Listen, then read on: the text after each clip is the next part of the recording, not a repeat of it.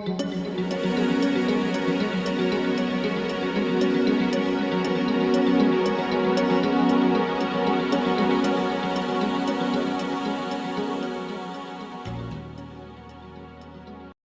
Kathleen Milnes, and I am President and Chief Executive Officer of a nonprofit called the Entertainment Economy Institute. And I don't really work for anybody, which is one of the real pleasures of my job now, is that I went out on my own about 2 years ago and took about 30 years of my industry experience, and now I focus on where the jobs are in the industry and where things are changing, how technology is impacting, and I work a lot with schools, community colleges, high schools, community-based organizations, four-year schools around industry curriculum, what should students know and be able to do, and what are the various options that they have after they graduate from high school. There are two basic areas where I focus my research attention. One is on understanding how many people work in the industry and in what jobs, and how those jobs are changing and how they're growing. For example, we just finished a project for the Los Angeles Community College District. We were looking at digital artists and animators. And one of the things that we were looking at was not only how many of them are they, but where do they work? And we discovered that these digital artists work in 55 different industries in California, not just in animation and visual effects and in games, but they work in architecture and design firms, doing visualizations of your new kitchen or your new house or your new performing arts center, or they work in forensic science doing reenactments of accidents or things that have happened that are going to court. The military has digital artists who show you what the rover looks like as it's taking off and landing on Mars. So it's being used now in the military to do training and simulation. So we have 55 different industries in California that employ people who have primarily artistic skills, but who use a computer to develop those skills and to implement projects for their clients or for their bosses. There are 400,000 people who work in the entertainment industry in California, and that's just in traditional entertainment, in motion pictures, television, commercials. And so there's lots of opportunity all over the state, because in every community there's a broadcast station, a couple of broadcast stations. Now all the companies are doing videos for training purposes for their employees or for stakeholder meetings. So there are opportunities at live venues. I was at an event at Staples Center not too long ago. It was Kenny Chesney concert. And one of the things that I noticed is there were 5 cameramen who were doing live footage of Kenny Chesney as he was performing and his band. And each of those people is a camera operator, just like a television station would use them. So that meant there also had to be a technical director and a switcher backstage so that they could show what was happening on the giant screens. Plus they had a music video running at the same time. So these are people that are working in essence, screen-based entertainment, but they're not being hired by traditional motion picture companies. So there's a lot going on, and it continues to grow as more and more outlets for content. We all carry around cell phones. Those cell phones now can carry mobile content. Our personal digital assistants. I mean, we're going to get content on the backs of our eyeglasses, on the rear view mirrors of our cars while we're standing in line at the grocery store, because we like to be entertained and we like to learn things visually. It's just the way the world is moving. There are several different pathways, several different pieces of the industry that are ways that people can work in the business depending on what their skill sets are and what they're interested in. The one that most people think about is the creative side of the business. So these are the artists, the art directors, the production designers, the creative, the writers, the people who are actually storytellers and who support the creation of the content. And those can also be cinematographers and makeup people and costumers. I mean, a costumer has to know about history as well as about design. An animator needs to know those things as well. If you're making a animated show about, well, if you're doing the Hunchback of Notre Dame, when you look at the rooftops of Paris, you can't see the Eiffel Tower because the Eiffel Tower didn't exist when that story was written. So it's very important that the work be authentic. So you have the creative area, and then you have the production and managerial area. All of this work is looking for an audience, and so there have to be people that know how to finance and handle the budget and keep track of the stuff and do marketing and exhibition. And so you have the whole production and managerial area. And then you have the performance area, which are the people who are in front of the camera or on the stage or performing the music. So each of those areas has hundreds of jobs.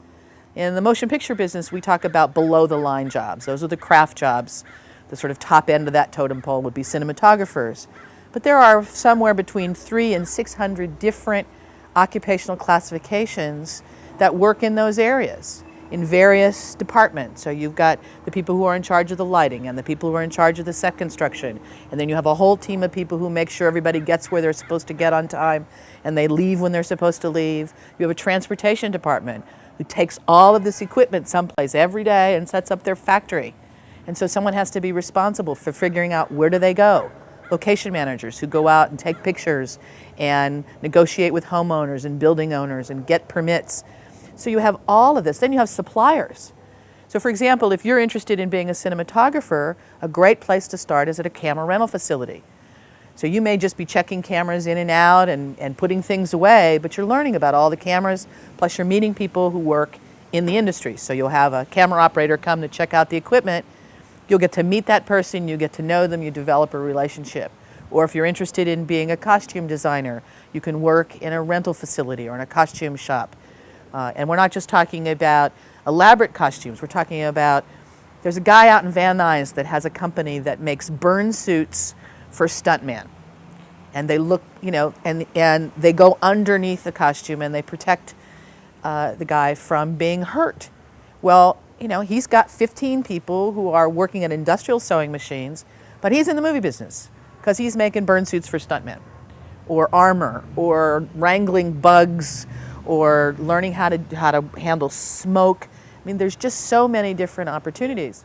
Well, let's say they got in their car in San Jose, and they headed down the 5 or the 101, the more scenic route, and showed up in Hollywood. Was the first thing I would suggest that they do is, if they have access to a computer, is to go online and find a website called la411.com, which is a directory of services for all of the companies in the industry and all the services that provide services to them, and see if they can just get an entry-level job as a runner, a production assistant, a driver.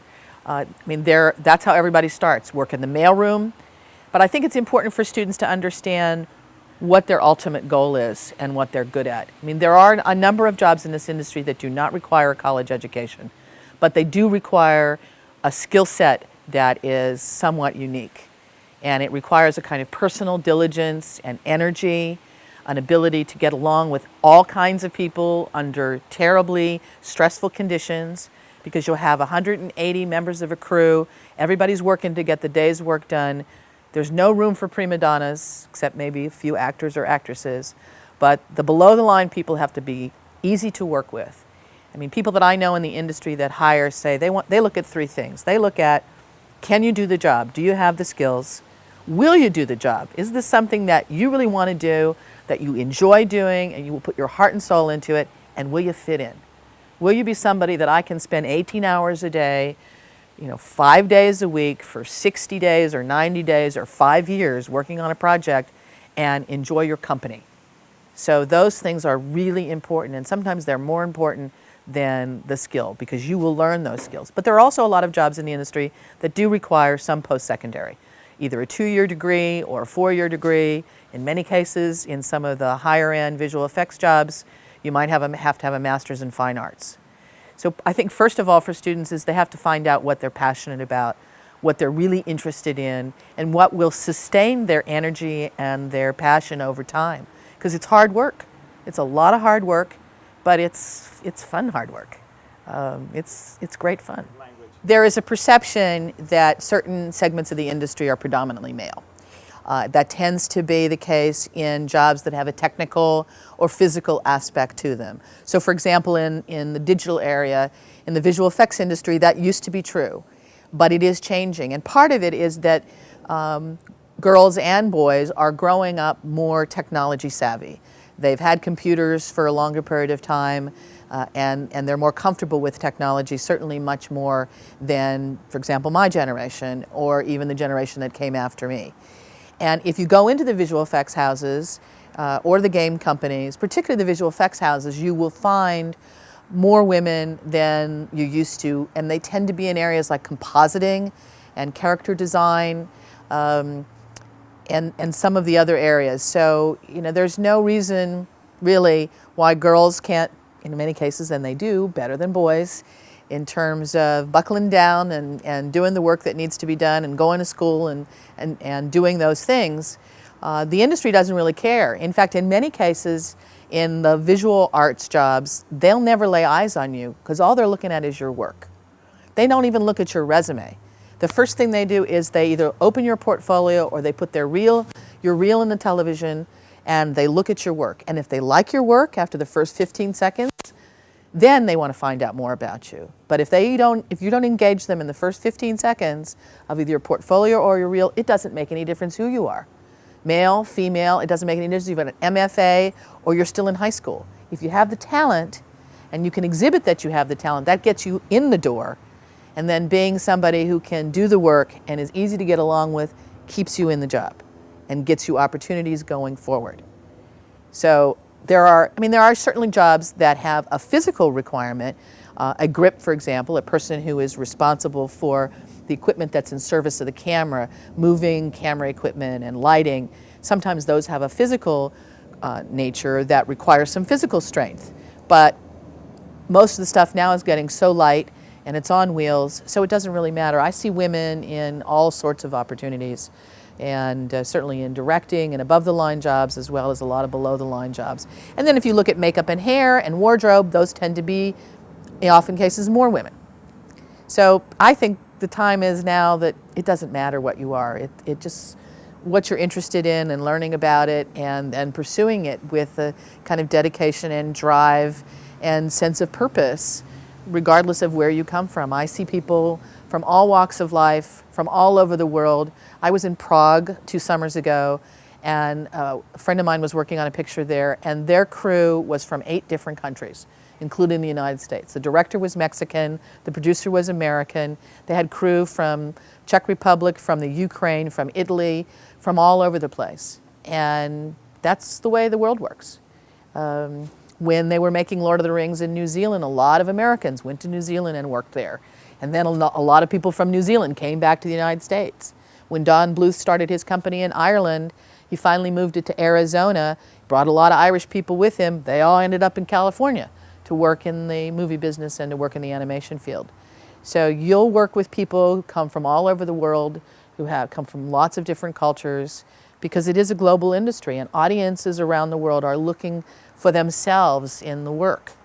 And so I think California is a perfect place to do the global content, whether it be mobile content or over the air or internet, and also serve the companies that are here that are using these tools for other kinds of things. I mean, you go to a trade show or any sort of big location event, the same skills that put together the exhibit those are set designers. So whether they're designing for a television show or for a stakeholders meeting, a shareholders meeting, it's still the same skills.